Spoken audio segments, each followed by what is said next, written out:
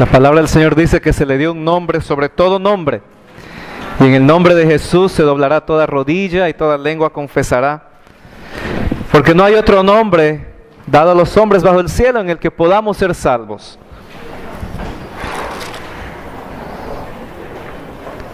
El tema de nuestra serie es He aquí yo vengo pronto.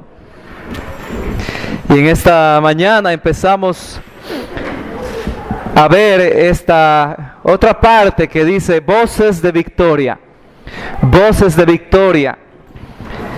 El capítulo 14 al capítulo 16 de Apocalipsis está caracterizado por el tema de voces. 11 veces aparece la palabra voz en estos capítulos. Y esta palabra es la que une, lo que expresa el tema de voces de victoria. Apocalipsis capítulo 14. Vamos a leer lo que dice el versículo 1 al versículo 5. Después miré y he aquí el Cordero estaba en pie sobre el monte de Sión, y con él 144,000 que tenían el nombre de él y el de su padre escrito en la frente. Y oí una voz del cielo como estruendo de muchas aguas y como sonido de un gran trueno. Y la voz que oí era como de arpistas que tocaban sus arpas y cantaban un cántico nuevo delante del trono y delante de los 4 seres vivientes y de los ancianos. Y nadie podía aprender el cántico sino aquellos 144,000 que fueron redimidos de entre los de la tierra. Estos son los que no se contaminaron con mujeres, pues son vírgenes. Estos son los que siguen al Cordero por donde quiera que va. Estos fueron redimidos de entre los hombres como primicias para Dios y para el Cordero. Y en sus bocas no fue hallada mentira, pues son sin mancha delante del trono de Dios. Padre, te damos gracias por tu palabra preciosa. Es pan, es leche, es carne, es miel. Y en esta mañana queremos gozarnos y disfrutar de lo que tú nos traes. Que tu Espíritu Santo nos hable conforme a nuestra necesidad. Yo solo soy mensajero, yo no conozco todo lo que cada uno está pasando, pero tú lo sabes todo, Dios. Espíritu Santo, te ruego que tú me uses y hables en cada vida, en cada corazón. Y que en esta mañana el nombre precioso de Jesucristo pueda ser levantado en alto en nuestra vida y con nuestras bocas. Oramos así en tu nombre, Jesús. Amén. Vemos aquí, hermanos, que Dios habla a su pueblo y Dios habla también al mundo perdido. A través del libro de Apocalipsis encontramos palabras de Dios, palabras de Jesús, comunicando a su pueblo, comunicando advertencias al pueblo perdido. Pero no solo Dios habla, también sus criaturas le hablan en alabanza. Incluso los ángeles van a hablar advirtiendo también a los moradores de la tierra. No solamente eso, hermanos, pero nos damos cuenta que mientras el mundo entero entra en la segunda mitad de la tribulación, el cielo no está en silencio aquí. Recuerden capítulos anteriores que la Biblia nos dice que el cielo estuvo en silencio por espacio como de media hora. Pero no más. Mientras los juicios se van derramando, mientras la población terrestre está entrando a esta segunda mitad de la gran tribulación, mientras ellos adoran a sus ídolos, mientras ellos cometen sus pecados, el cielo está lleno de voces de alabanza, voces de victoria. Este capítulo 14 es una descripción anticipada de la victoria del Cordero y de sus seguidores. Vimos en semanas pasadas el capítulo 12 y el capítulo 13, la presencia del dragón, una presencia feroz, la presencia de las bestias, el anticristo como la bestia que sale del mar y el falso profeta como la bestia que sale de la tierra. Y en esos capítulos hemos visto al dragón persiguiendo a los seguidores del Cordero. Pero ahora vemos aquí en el capítulo 14 al Cordero que se para victorioso sobre el monte Sión, rodeado de sus seguidores. Amén. Vamos a ver estos 5 versículos, su significado y también su aplicación para nuestra vida hoy en día. En el versículo 1 vemos la visión del Cordero y de los 144,000. Después miré, y he aquí el Cordero estaba en pie sobre el monte de Sión, y con él 144,000 que tenían el nombre de él, o sea, el nombre del Cordero, y el de su Padre escrito en la frente. Una cosa es cierto, hermanos, vale la pena seguir al Cordero. Vale la pena mantener el testimonio cristiano. Cuando yo tenía 14 años de edad, escuché esta frase por primera vez. Y el predicador decía constantemente, vale la pena servir al Señor. Vale la pena servir al Señor. Vale la pena servir al Señor. Y esas palabras quedaron grabadas en mi mente y nunca las olvido. Porque después fui tentado grandemente a seguir mi propio camino. Mi meta era irme a la universidad, hacerme de una carrera. Yo quería ser un cristiano calientabancas, así yo me llamaba. Yo voy a ser un cristiano calientabancas. Yo quiero ser un cristiano que trabaja duro en una profesión, que llega los domingos o los cultos, que da una buena ofrenda y nada más. Ese es el que yo quería hacer. Pero Dios cambió mi destino. Dios cambió mi parecer. Porque se hizo verdad en mi vida que vale la pena servir al Señor. Y no puedo ver otra mejor manera de servir al Señor que es dando mi vida entera a Él. Créanme, hermanos, he tratado muchos trabajos. Mientras estudiaba, trabajé de todas cosas. Lavaba carros, pintaba paredes, cultivaba la hierba, limpiaba casas. Cuando nos casamos, trabajé repartiendo periódicos, trabajé en una heladería, trabajé limpiando baños, trabajé de chofer por muchos años para 2 grandes compañías en los Estados Unidos. Trabajé en construcción, saqué un título de diseñador gráfico, trabajé teniendo mi propio negocio. Y yo pensé que buscando esos trabajos yo estaría completo. Pero mi esposa es testiga que yo nunca estaba feliz. Esos eran trabajos temporales, mientras yo estudiaba y me terminaba de preparar. Nunca faltamos a la iglesia, al menos que sea por salud. No dábamos excusas porque nuestro corazón, nuestro deseo era servir al Señor. Me tenía que levantar a las 2 de la mañana cada día, pero yo estaba ahí fiel los domingos en la noche, los miércoles de oración, los viernes de las células, los sábados con las familias, con los niños. Nunca el trabajo de madrugada fue una excusa para nosotros estar en la congregación con los santos. Pero no es hasta que el Señor nos permitió empezar a trabajar tiempo completo que Él confirmó que vale la pena servir al Señor.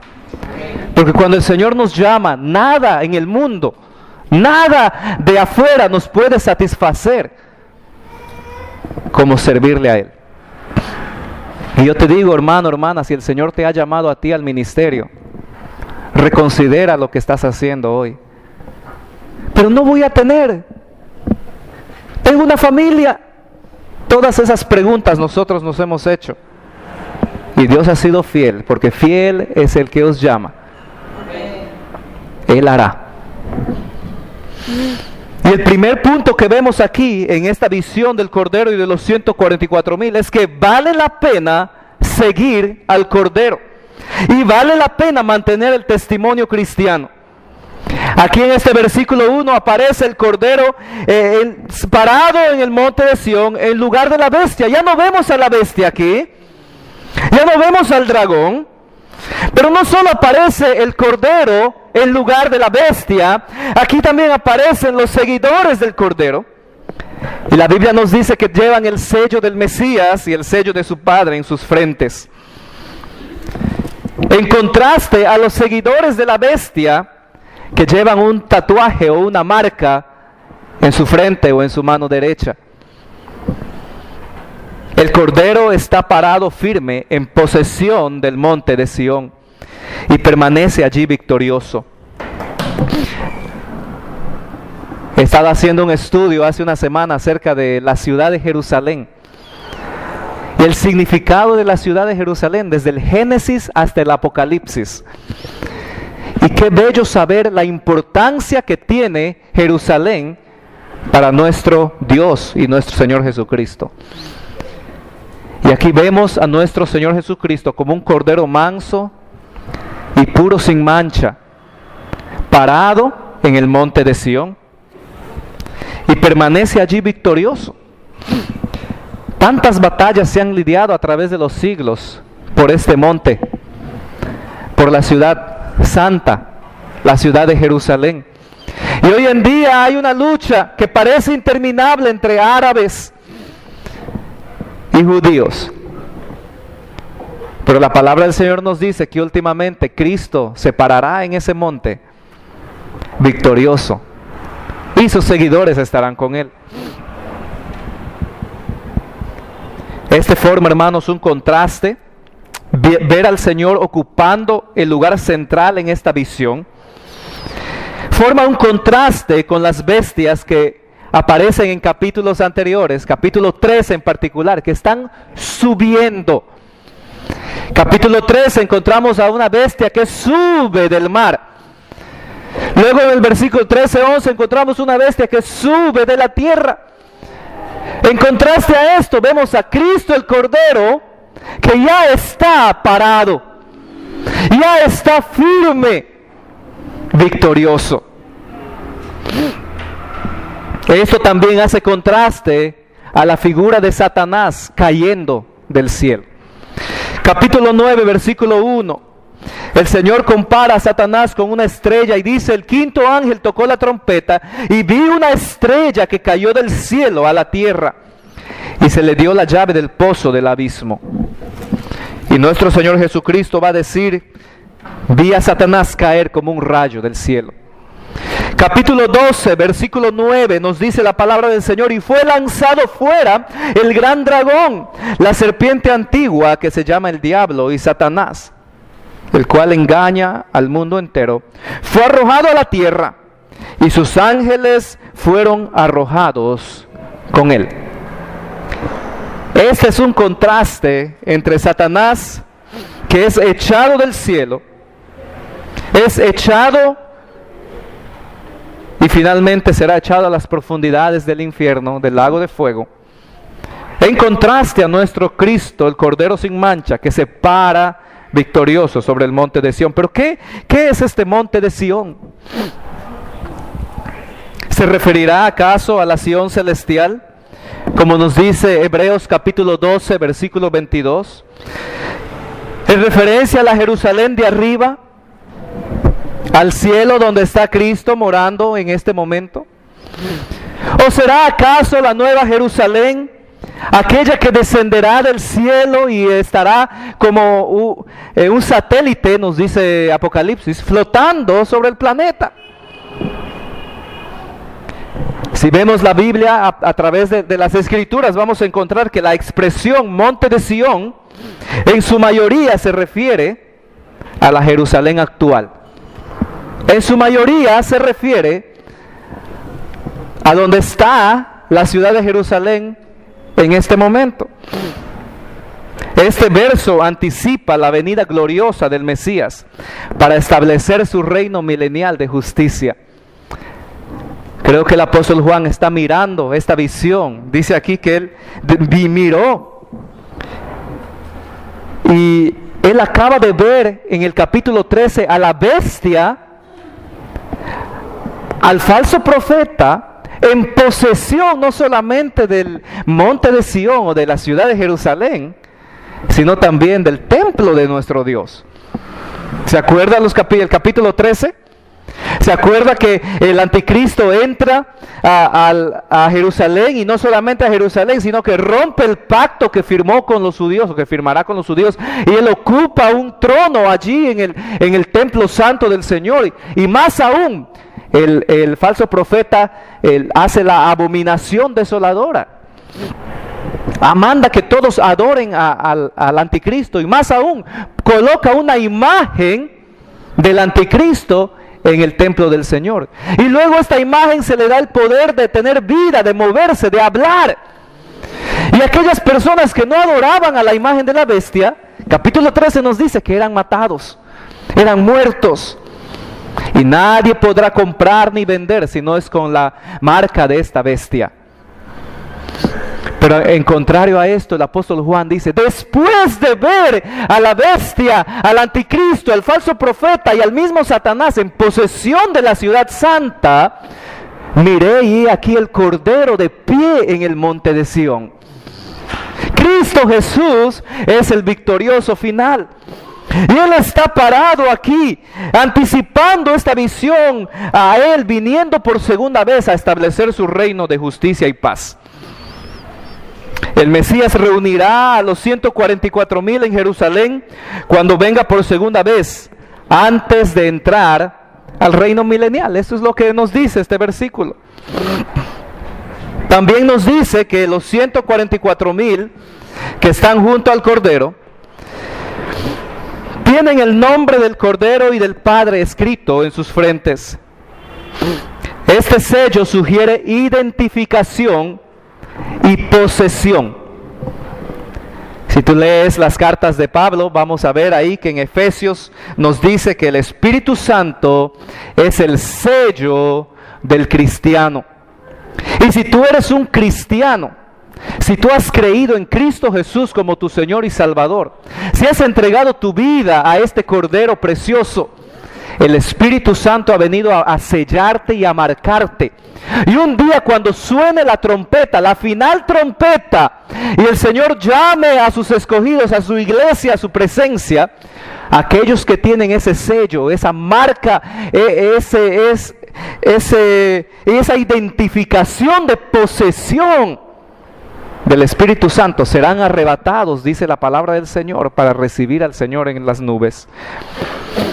Ese sello que tienen los 144,000 los identifica como siervos de Dios, y también como posesión de aquel de cuyo sello ellos llevan. Hay que tener en claro que los 144,000 no son la iglesia. Ya la iglesia ha sido arrebatada antes de la gran tribulación. Antes que la gran tribulación empiece, antes que estos 7 años de juicios a la tierra se lleven a cabo, nosotros, la iglesia, seremos arrebatados, llevados delante del Señor para estar siempre con Él. Y aquí en la tierra se quedarán los que no forman parte de la iglesia. Vimos en el capítulo 11 que aparecerán 2 testigos en la ciudad de Jerusalén, predicando acerca del evangelio del reino milenial del Cordero de Cristo Jesús.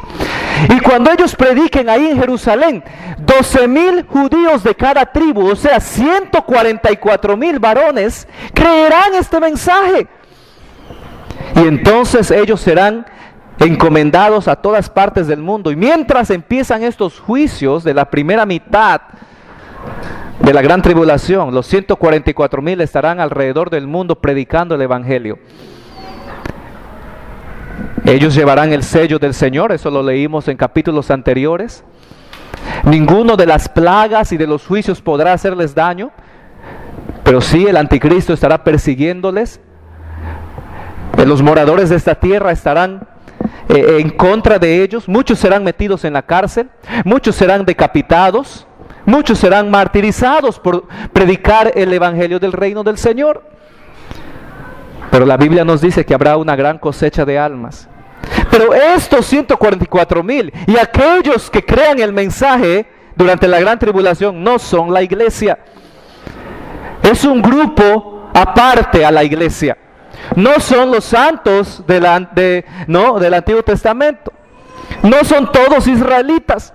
Será un grupo diferente, un grupo especial que entrará, los sobrevivientes entrarán a la era del milenio. Veamos, hermanos, el segundo punto aquí. No solamente la visión acerca del Cordero y los 144,000, pero también vemos el nuevo cántico de los 144,000. Versículos 2 y 3 nos dice: y oí una voz del cielo como estruendo de muchas aguas, y como sonido de un gran trueno, y la voz que oí era como de arpistas que tocaban sus arpas, y cantaban un cántico nuevo delante del trono, y delante de los 4 seres vivientes y de los ancianos, y nadie podía aprender el cántico, sino ¿quiénes?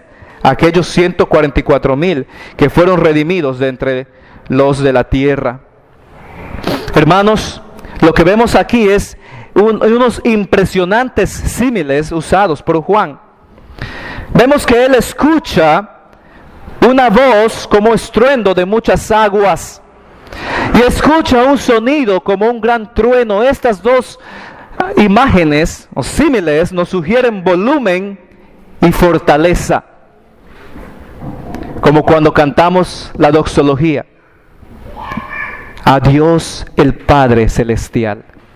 Yo creo que es un cántico que ya todos nos sabemos de memoria y podemos cantar a una voz, y cuanto más se unen el número a este grupo, esto suena mucho más fuerte y voluminoso.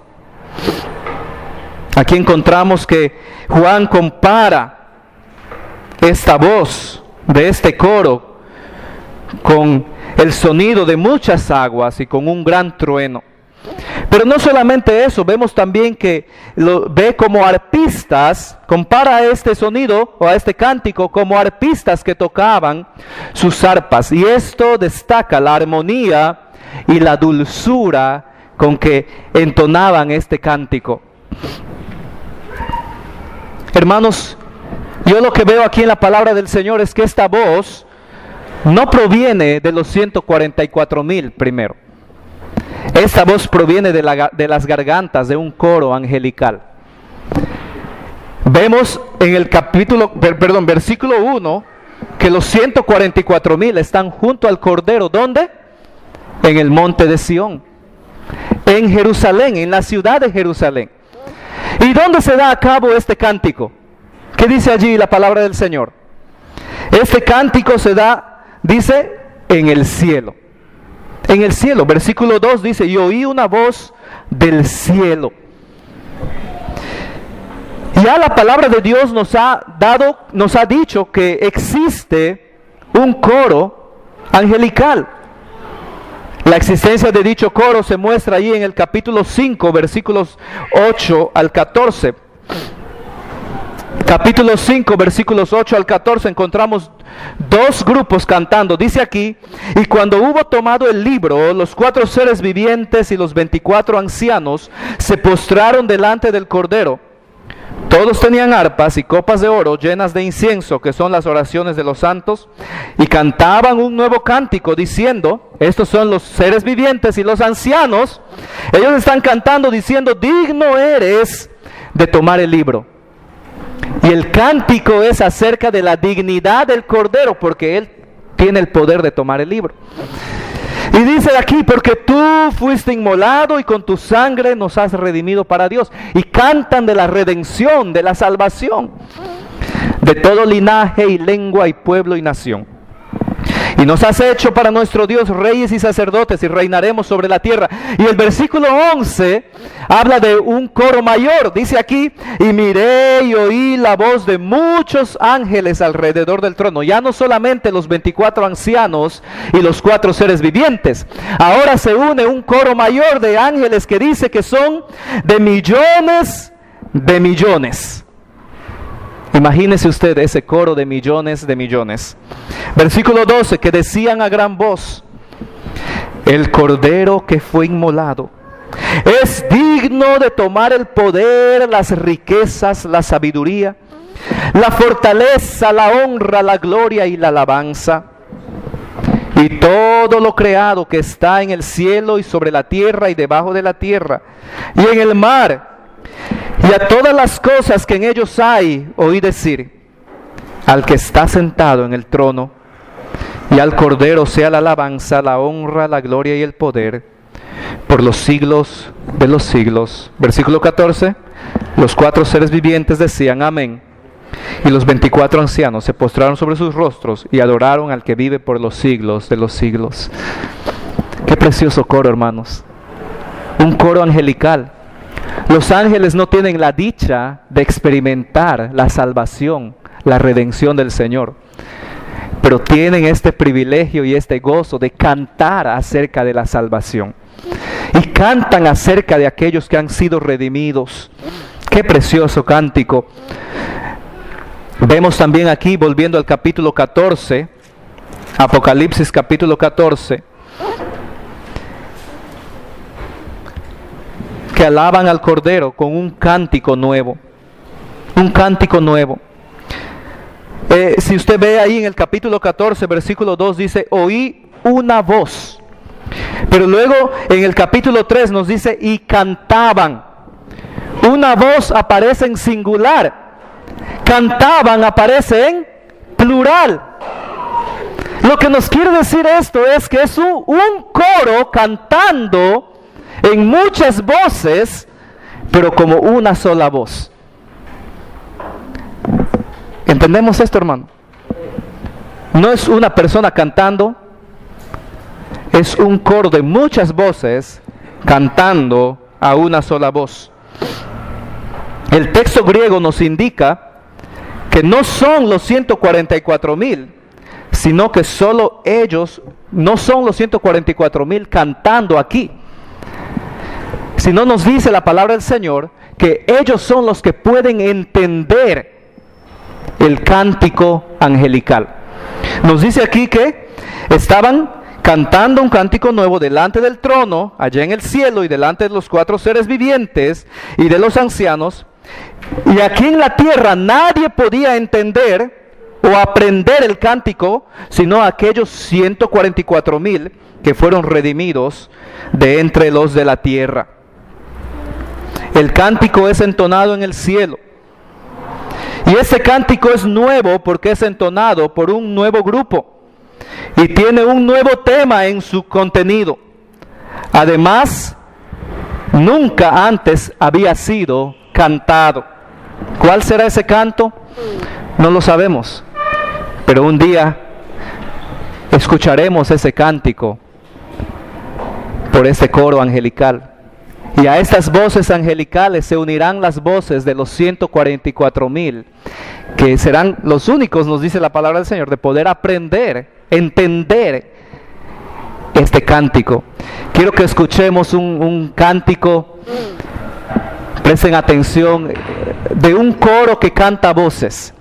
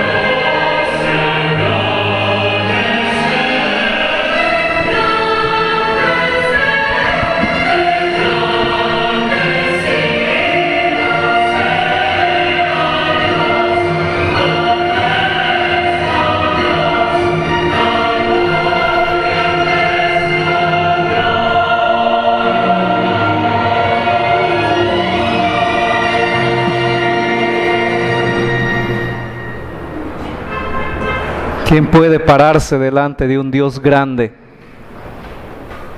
y permanecer parado?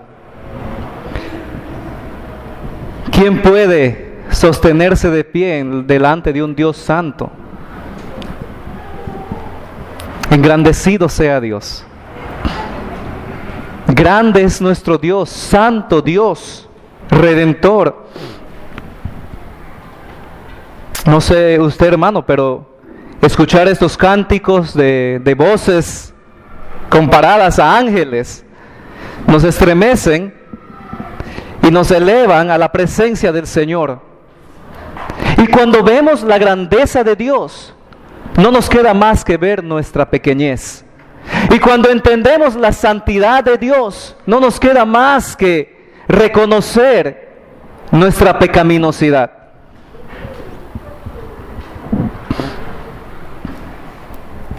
¿Quiénes son estos 144,000?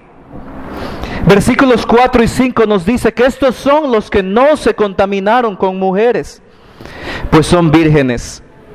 Estos son los que siguen al Cordero por donde quiera que va. Estos fueron redimidos de entre los hombres como primicias para Dios y para el Cordero. Y en sus bocas no fue hallada mentira, pues son sin mancha delante del trono de Dios. Aquí se nos dan cualidades espirituales de los 144,000. Se reconoce aquí en estos versículos altamente la dedicación que tienen a Dios y la pureza de esos hombres. Varias veces, 3 veces se menciona la palabra estos.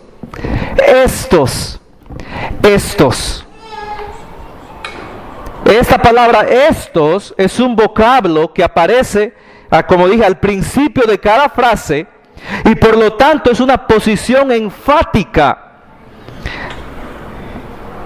hacia los 144,000. ¿Por qué? Porque ellos son apartados y tenidos dignos de alto honor por su elevado estilo de vida en medio de la corrupción del ambiente religioso, social y cultural.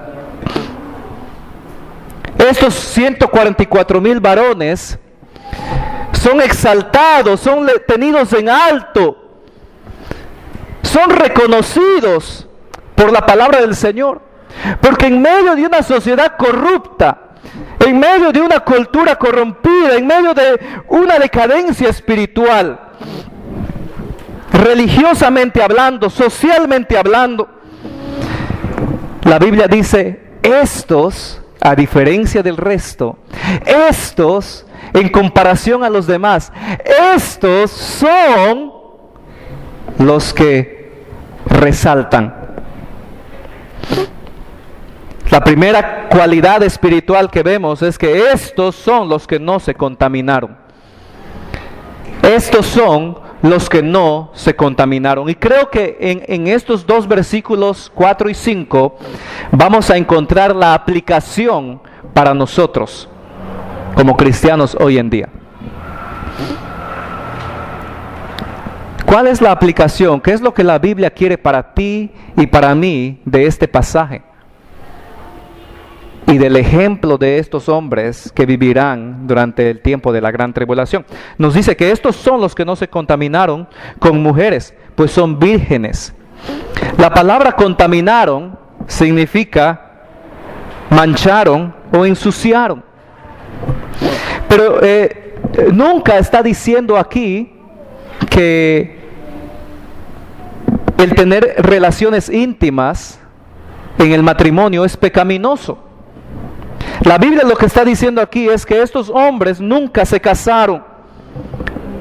La relación sexual dentro del matrimonio no es pecaminosa. La relación sexual dentro del matrimonio, con la bendición de Dios, es la relación más preciosa en la tierra, humanamente hablando, que nos acerca a la relación de Cristo con su iglesia. Y eso es lo que nos dice la palabra del Señor. La Biblia nos dice en 1 Corintios que un esposo y una esposa ya no se pertenecen el uno a sí mismo. La Biblia dice que mi cuerpo le pertenece ahora a mi esposa. Y la Biblia dice allí que el cuerpo de mi esposa me pertenece a mí ahora. Y que no debemos negarnos el uno al otro, al menos que sea por común acuerdo, por mutuo consentimiento. Y la razón es para dedicarnos a la oración. ¿Recuerda ese pasaje usted? Así dice la palabra del Señor. Pero me temo, hermanos, que hay muchos cristianos y parejas y familias cristianas que se están negando el uno al otro por una u otra razón. Y eso es pecado. Porque la palabra del Señor nos dice ahí en 1 Corintios capítulo 7 que la razón de no separarnos físicamente por mucho tiempo es para no ser tentados por el diablo. Porque los deseos sexuales son dados por Dios. Los deseos sexuales son bendición de Dios. Y Él quiere que esposos y esposas estemos conectados en el nombre del Señor. Pero cuando una esposa se niega a su esposo, sabiendo la palabra del Señor, ella está pecando contra Dios y contra su esposo. Cuando un esposo se niega a su esposa, sabiendo la palabra de Dios, él está pecando contra su esposa y contra el Señor. A mí me parece muy raro cuando un hombre o un esposo no quiera tener intimidad con su esposa. Hay razones médicas, y si la razón es médica, el esposo debe hablar con la esposa y decirle el problema que tiene, y los dos juntos buscan la ayuda. Otra razón puede ser que el esposo está haciéndole infiel a la esposa y ya no la quiere porque ahora tiene otra. Y la tercera razón que yo encuentro es porque puede haber pornografía en la vida y el hombre está buscando su satisfacción en otro lado y ya no en la esposa. Ojo, esposa, la relación sexual en el matrimonio es muy importante para los dos y para que su matrimonio sobreviva. Pero si en el cuarto está el bebé también durmiendo, o los hijos, no hay intimidad. Y muchas mujeres dicen, no, yo tengo vergüenza, mis hijos están al lado. Meta al niño en el closet, meta al niño en otro cuarto, póngalo en la sala, yo no sé. Pero usted y su esposo, hermana, usted debe asegurarse de que usted y su esposo tengan un tiempo a solas de calidad. Porque la Biblia nos dice claramente que la relación sexual en el matrimonio no es pecaminoso. La relación sexual en el matrimonio es indispensable para no caer en tentación y en lazo del diablo. Entiendan eso bien, hombres y mujeres casados, por favor.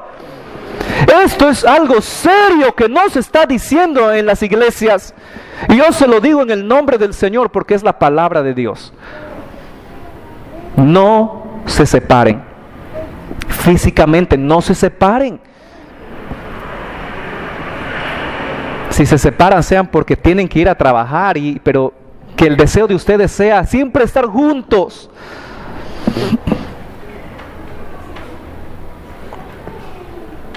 Esposas, no se nieguen a sus esposos. Esposos, no se nieguen a sus esposas. Cumplan el deber conyugal porque nos debemos el uno al otro. Y debemos hacerlo por amor, con entrega, como al Señor, como al Señor. Sin embargo, escuchen, hermanos, la palabra del Señor también nos dice que la relación sexual fuera del matrimonio es pecado. La relación sexual antes del matrimonio es pecado. Fornicaciones, y adulterios. Tú puedes estar casado y teniendo relaciones sexuales con alguien que no sea tu esposa. Eso es pecado, eso es adulterio. Eso es traición. ¿Cómo te sentirías tú si la persona que sabe todo de ti te ha visto desnudo o te ha visto desnuda, te es infiel? Es la traición más grande que puedes recibir. Es por eso que la Biblia compara a la infidelidad en el matrimonio con la idolatría. Constantemente en el Antiguo Testamento y también en el Nuevo Testamento el Señor nos va a decir: no cometas adulterio o fornicación espiritual. Porque cuando Dios no es el primero en nuestras vidas, cuando empezamos a mirar a otras cosas, a otros dioses, a otros deseos, estamos cometiendo adulterio espiritual. El año pasado, el año antepasado, estuvimos predicando acerca de una serie de predicaciones acerca de ser satisfechos en el Señor. Yo soy más satisfecho en Cristo cuando Cristo es más glorificado en mí. Yo soy más satisfecho en Cristo cuando Cristo es más glorificado en mí. La relación sexual también es una ilustración, o la relación sexual fuera del matrimonio o antes del matrimonio, es una ilustración de la apostasía espiritual. Estos 144,000 varones que se nos mencionan aquí en Apocalipsis 14, ellos son solteros para vivir mejor en el cumplimiento de su ministerio, viajando y predicando el Evangelio del Señor. Vamos a ver lo que nos dice Primera de Corintios capítulo 7. Primera de Corintios capítulo 7, versículo 26. Primera de Corintios capítulo 7, versículo 26 nos dice: tengo pues esto por bueno a causa de la necesidad que apremia, que hará bien el hombre en quedarse como está. Versículo 27, estás ligado a mujer, no procures soltarte. Estás libre de mujer, no procures casarte. Mas también si te casas, no pecas. El matrimonio no es pecado. Hermanos, yo creo, por lo que entiendo de la palabra del Señor, que para nuestra era, para el tiempo de la iglesia que estamos viviendo ahora, el matrimonio entre jóvenes, señoritas cristianos, es de suma importancia y de gran necesidad.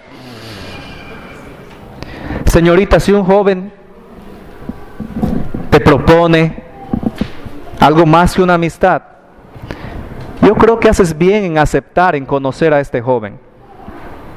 El que él te invite a tomar un café, a comer un pollito a la brasa, a dar una vuelta en el parque, no significa que se van a casar. Significa que van a empezar a conocerse. Y si tú, chica, no eres muy entregada al Señor, no ves en este joven las características cristianas, le dices: no, somos buenos amigos, pero nada más, no tengo ningún interés, nada más. Pero si tú ves en este joven un joven que ama al Señor, primero que es cristiano, segundo que ama al Señor y le sirve, tercero, mira cómo trata a sus padres o a sus familiares, es un hombre responsable, trabajador, es fiel, está siempre ahora a tiempo. Hay ciertas cosas que tú estás buscando. No vas a encontrar el hombre perfecto, déjame decirte. No existe el hombre perfecto, solo es el Señor. Y si solo quieres casarte con el Señor, está bien si te quieres quedar soltera, si ese es tu deseo. Pero si un joven de nuestra iglesia, o algún joven en tu trabajo que es cristiano, en la universidad que es cristiano, se acerca a ti, filtra a este joven por estas características: es cristiano, es salvo, da testimonio de su fe, ama al Señor, se porta bien con sus padres, y hay ciertas cosas que tú puedes ver allí. Pero no cierres la puerta solo porque un joven quizás no se peinó bien hoy, o le faltó un poquito de perfume, o no me gusta la camisa que lleva, o esos zapatos que siempre usa no están lustrados, o quizás no tiene una carrera profesional como yo. Yo ya soy doctora, yo tengo una maestría, pero él no, no menosprecies así a los siervos de Dios, hermana. Una carrera, una profesión, un zapato mal lustrado no hace a un hombre. Dios y el Espíritu Santo transforman la vida del ser humano. Pero lo que quiero decir es: conózcanse, sean amigos. Y lo mismo, joven, anímate, invita a la señorita para conocerse, para salir. Y esto es, esta recomendación yo no la doy a los adolescentes, ya hemos hablado de esto muchas veces aquí en nuestra iglesia. Si tu mamá todavía te lava la ropa, si tu mamá todavía te cocina, si tu mamá te hace todo a ti, si tu mamá te tiene que despertar en la mañana, ella es tu despertador cada día, tú no estás listo para casarte, joven. Así que olvídate, sigue madurando, sigue creciendo, sigue aprendiendo, y va a llegar un momento. Todos maduramos en diferentes etapas de nuestra vida. Las chicas maduran usualmente más rápido, pero los varones tenemos diferentes épocas, ¿no?, en las que maduramos. Algunos antes, algunos después, pero tenemos que saber darnos cuenta, hombres, de cuándo ya estamos listos para empezar a buscar amistades con una señorita cristiana. Bueno, finalmente el matrimonio es un paso de fe, porque tú no sabes lo que va a pasar al otro lado. El día de la boda esta chica puede estar, ¿no?, espléndida, bien maquillada, pero la noche después de la boda es una fiera, tú no sabes. Pero ya no hay divorcio, ya te casaste con una fiera, tienes que aprender a domar, ¿ya? Así es. Estoy convencido de que el matrimonio es una bendición de Dios para este tiempo.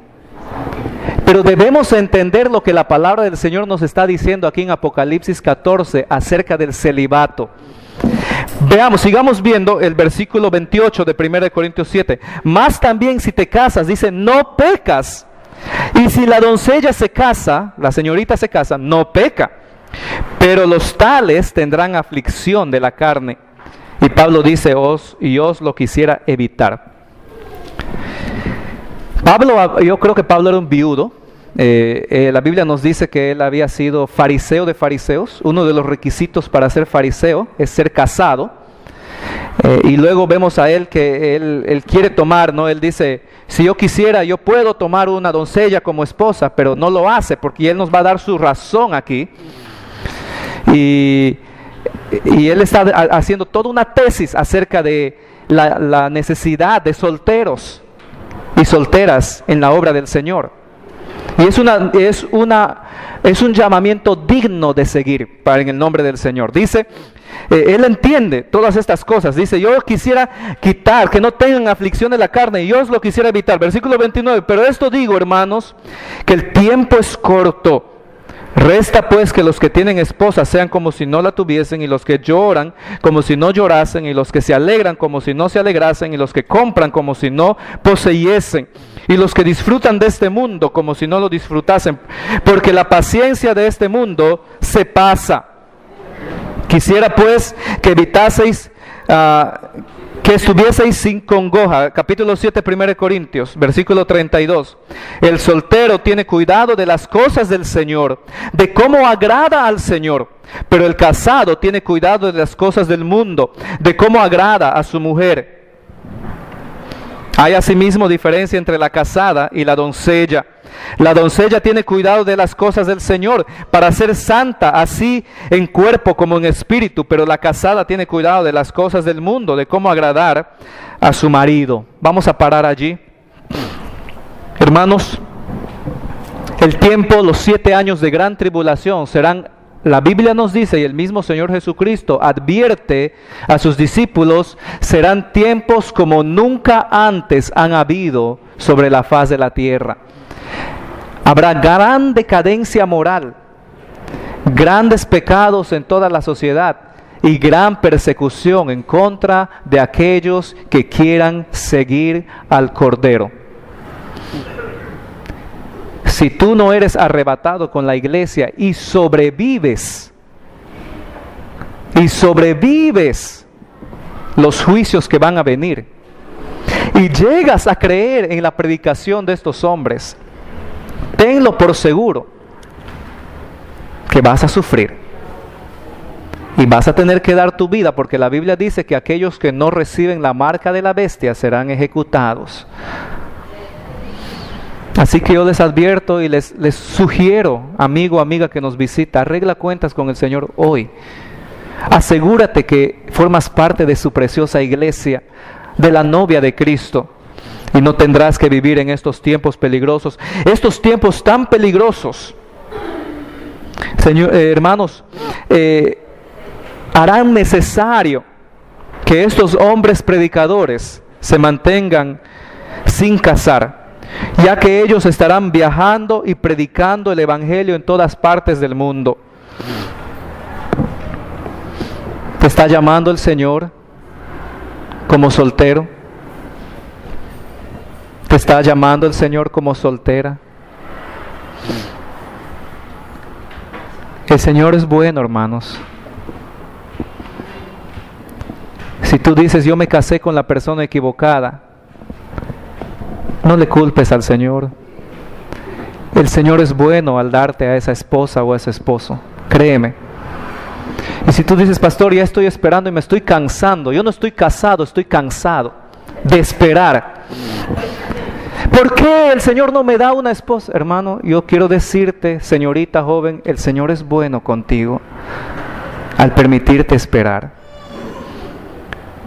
Y Dios tiene un plan maravilloso con tu vida, no mañana, no en un año, hoy. Hoy.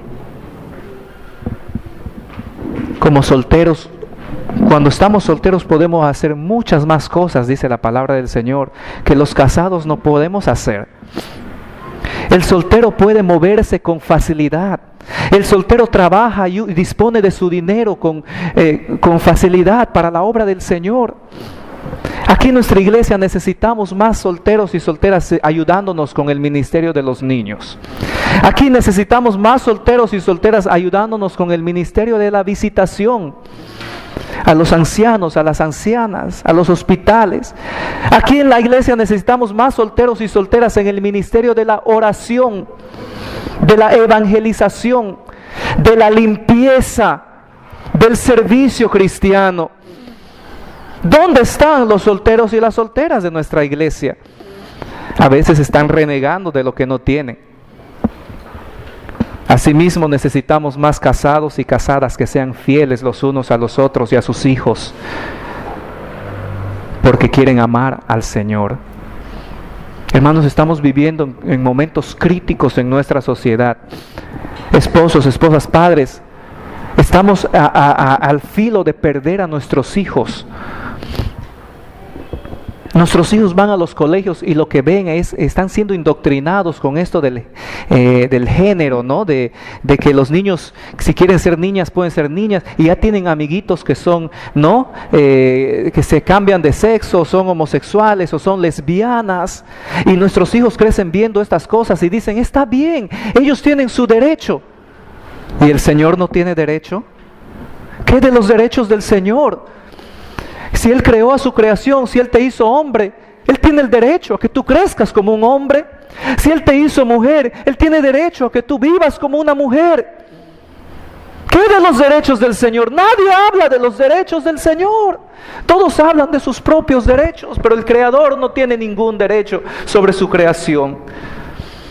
Y un día es por eso que el Creador va a juzgar a la creación, va a juzgar como en los tiempos de Noé. Pero hay una necesidad de nosotros los padres de instruir a nuestros hijos en la palabra del Señor, de decirles, hijito, Dios te ha hecho un hombre con un propósito y Él quiere que tú seas un varón. Quizás tú un día vas a crecer para ser un predicador, quizás un día vas a ser un misionero, quizás un día Dios te quiere que seas un hombre fuerte para proteger a los débiles. Hijita, tú eres una chica, una mujercita, y Dios quiere que un día quizás tengas una familia y seas cariñosa y amorosa, o que crezcas y no te casas a trabajar con los niños, con las señoritas. Y ese es mi deseo y mi oración: primero que mis hijos sean salvos y luego que crezcan a servirle al Señor. Yo no sé si se van a casar o no se van a casar, pero yo quiero que entiendan mis hijos que estando, como dice la Biblia, en la condición en que estamos, sea casados, sea solteros, estemos contentos con que el Señor es nuestro Dios y que nuestros nombres están escritos en el libro de la vida y que Él tiene un plan para nuestra vida hoy. Él quiere usarnos hoy, solteros o casados. Amén. Iglesia de Dios, despierta, anímate, fortalécete en el nombre del Señor. Y sigue diciendo la palabra de Dios: estos primero son los que no se contaminaron con mujeres. ¿Por qué? Porque son vírgenes, porque ellos se han dedicado completamente al servicio del Señor. Ellos se han guardado de tener fornicación o incluso de casarse y comprometerse a tener una familia, porque quieren dedicar su vida completa al servicio del Señor. Y hoy día se menosprecia la virginidad en los hombres y en las mujeres. Hoy día se burlan los amigos porque uno es virgen. Pero hermanos, la opinión del Señor es diferente. La opinión del Señor exalta a los que se mantienen sin contaminarse. Si tú eres virgen, mantente virgen, joven, señorita. Esa es la voluntad del Señor para ti. Y si tú dices: pastor, ya es demasiado tarde para mí, yo ya he metido la pata, yo ya no puedo, siento este cargo de conciencia, déjame decirte, señorita joven, el Señor todavía transforma vidas. Y desde ahora tú puedes tomar la decisión: yo voy a ser un virgen o una virgen para el Señor. Tú lo puedes hacer y el Señor te puede ayudar. Pero vemos que estos no solamente son los que no se contaminaron. Dice la Biblia, también son los que siguen al Cordero por donde quiera que va. Lo lee ahí en el versículo 4. Perdón, yo estoy en Corintios. Apocalipsis capítulo 14, versículo 4. Estos son los que siguen al Cordero por donde quiera que va. Esta es la segunda cualidad espiritual. Esto expresa lealtad constante. Lealtad constante. El Cordero les lleva a un lugar. Ellos van por donde Él va. Yo me acuerdo de ese cántico de niño, ¿verdad? Jehová me pastorea. ¿Se acuerda usted de ese cántico? Jehová me pastorea, yo voy con Él, ¿no? Yo voy con Él hasta el fin. Jehová me pastorea. Él es nuestro buen pastor. Aquí lo vemos como un cordero, como el ejemplo de un cordero que no se ha manchado, que no se ha contaminado. Y estos hombres le siguen a donde va el cordero. ¿No le gustaría a usted hacer lo mismo en esta mañana? Mirar al Cordero de Dios inmolado, sin mancha, y decir: Cordero Santo, yo quiero seguirte a donde tú vas. Si tú me quieres llevar a la sierra, nuestra hermana Cecilia está ya a punto, ya está ahorita ya en Huaraz. Ella vuelve, pero se va otra vez. Necesitamos orar por ella. Se va de misionera nuestra hermana, por un año, por ahora. Pero quizás se quede por allá, y qué bueno. Yo quisiera que todos los jóvenes salgan de aquí y dejen bancas libres para que otros vengan. Pero no que se vayan al mundo perdidos, que se vayan al mundo a ganar a los perdidos. El hermano Timothy Chapman nos llamó. Hermano Eduardo, quiero animar a usted como líder de los jóvenes y a todos los jóvenes. Ellos están empezando una iglesia en Jesús María y él quiere que en junio los jóvenes de nuestra iglesia le ayuden allí un domingo en la tarde a evangelizar, a pasar tratados y a tener un culto allí con él. Y yo le dije: sí, pastor, sí, hermano Chapman, seguro que sí, los jóvenes van a querer. Que nuestros jóvenes son muy dispuestos y muy activos a la obra del Señor. Así que jóvenes, ya vamos a hacer las coordinaciones para fijar la fecha. Amén. Sigamos al Cordero. Estos son los que expresan lealtad constante. Estos serán fieles discípulos de Cristo, dispuestos no solamente a dar su tiempo, pero también a ofrendar sus vidas por el Cordero y por su causa. Qué precioso. La tercera característica, cualidad que vemos de estos hombres es que estos fueron redimidos de entre los hombres como primicias para Dios y para el Cordero. ¿Lo lee allí, hermano, usted ahí en el versículo 4? Ellos fueron redimidos. Esta palabra redimidos significa comprados. Comprados, dice que ellos fueron comprados de entre los hombres. Esto de comprados de entre los hombres quiere decir que han sido extraídos con un propósito especial. Ellos no son cualquier muchacho, no son cualquier israelita, cualquier judío, no. Ellos han sido redimidos, comprados con la sangre del Cordero y han sido extraídos del resto con un propósito. Nos dice aquí que son primicias. En Romanos capítulo 16, versículo 5 y en Primera de Corintios capítulo 16, versículo 15, Pablo nos dice que los hermanos, los primeros convertidos en la fe en Acaya, son primicias. Son considerados como primicias. En Primera de Corintios capítulo 15 se hace mención que la resurrección de Cristo es las primicias de las resurrecciones que seguirán después. Amén.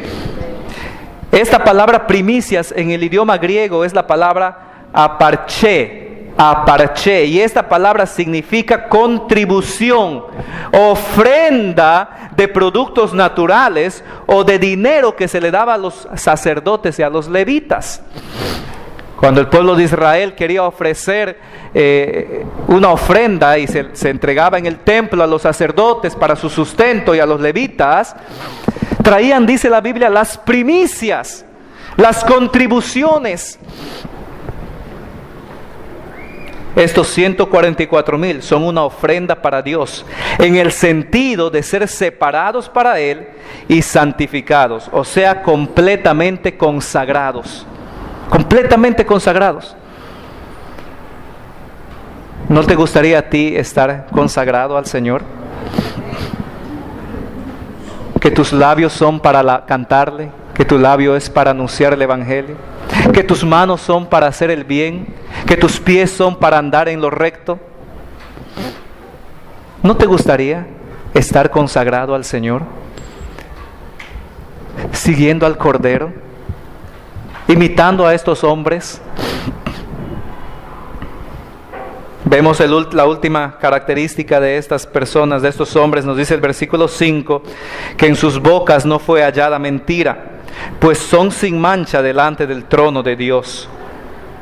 Esto quiere decir que ellos son verdaderos imitadores del Cordero. Lea lo que dice Isaías 53:9.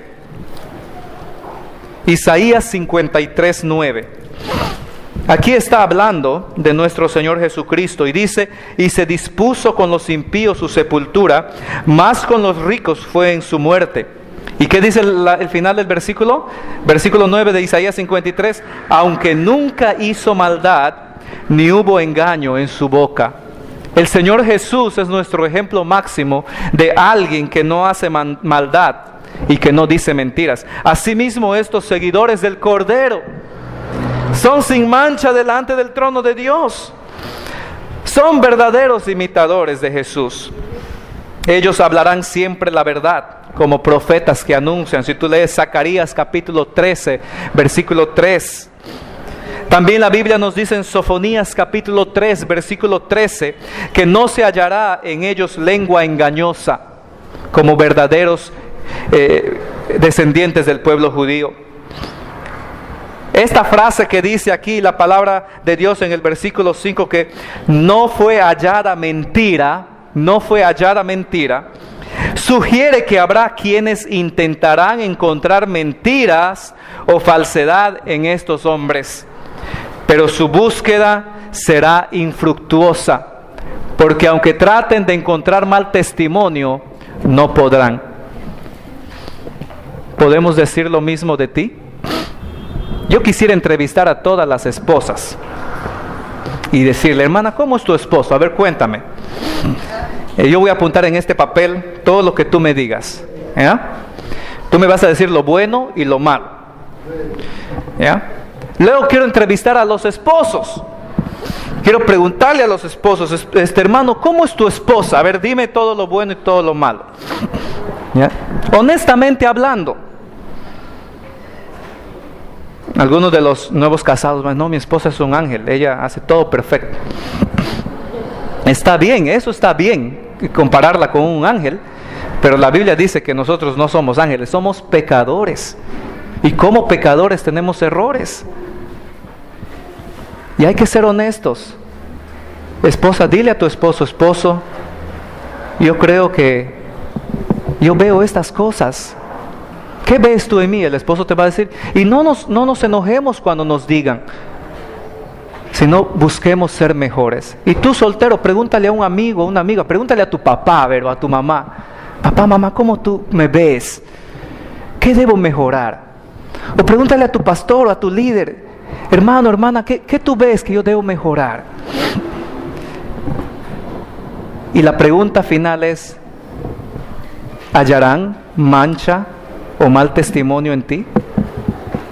¿O podrás ser encontrado sin falsedad como a estos hombres? Los enemigos de estos hombres tratarán de encontrar cosas malas y no hallarán. Terminemos con la lectura de un último versículo en Filipenses capítulo 2, versículo 15. Filipenses capítulo 2, versículo 15. El apóstol Pablo nos está diciendo que debemos hacer todo sin murmuraciones y sin contiendas en el versículo 14. ¿Por qué? El versículo 15 nos dice ¿por qué? Para que seáis irreprensibles y sencillos, hijos de Dios sin mancha, en medio de una generación maligna y perversa, en medio de la cual resplandecéis como luminares en el mundo. Vamos a orar. Padre nuestro que estás en los cielos, Dios eterno, consejero, príncipe de paz, Cristo Jesús, nuestro sacerdote y nuestro sacrificio completo, venimos a ti a través del Espíritu Santo de verdad. Y tu palabra trae gran convicción a nuestros corazones de que nos falta mucho por crecer. Esta mañana queremos pedirte perdón porque constantemente te fallamos y olvidamos arrepentirnos y pedir perdón. Es por eso, Señor, mientras hacemos esta breve oración, que te rogamos que tú hagas tu obra en nuestras vidas. Ojalá podamos nosotros ser seguidores del Cordero también, como estos hombres lo serán. Una invitación a los jóvenes de nuestra iglesia, a las señoritas: quisieran ustedes decir, pastor, yo quiero ser un seguidor del Cordero. Ponte de pie allí donde estás. No te voy a pedir venir al frente, ponte de pie donde estás, quisiera orar por ti. Quizás ya has hecho este compromiso en años pasados, pero hoy quieres volver a confirmar ese deseo. ¿Hay alguien aquí que diga, heme aquí, Señor, envíame a mí? ¿Nadie?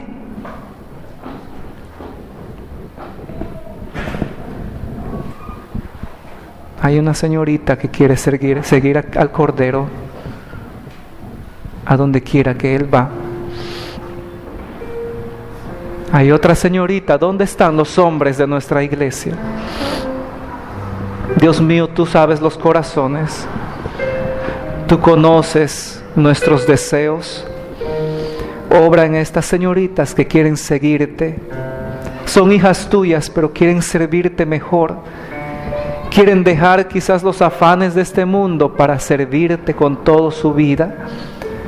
Contesta sus deseos conforme a tu santa voluntad. Te lo pedimos en el nombre de Jesús. Pueden tomar asiento. ¿Habrá alguien aquí que quiera aceptar a Jesús como Señor y Salvador y decir: yo nunca he confiado en Jesús, yo nunca he creído en el Cordero, y esta mañana yo quiero que oren por mí, quiero saber más acerca de la salvación y del Evangelio? ¿Hay alguien aquí? Solo voy a pedir, nadie está mirando, solo levanta tu mano, solo quiero saber quién eres. Amén. Hay una dama. ¿Alguien aquí que quiere aceptar a Jesús como Señor y Salvador? ¿Alguna dama, algún caballero?